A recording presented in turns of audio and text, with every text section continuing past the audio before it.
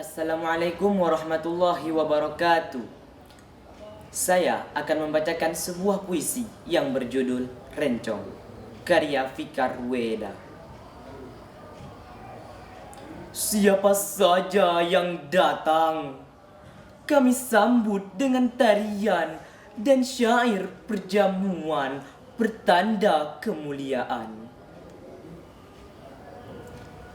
Siapa saja yang datang, kami kalungi bunga, salam 10 jari menjadi 11 dengan kepala.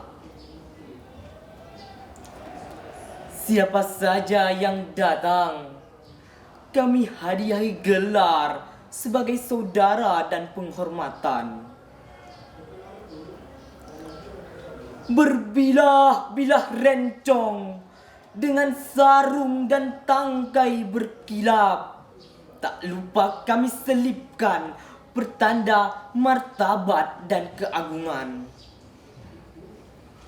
Betapa pedih hati kami dari Jakarta. Kalian hujamkan mata rencong itu tepat di jantung kami. Sekian dari saya. Wassalamualaikum warahmatullahi wabarakatuh.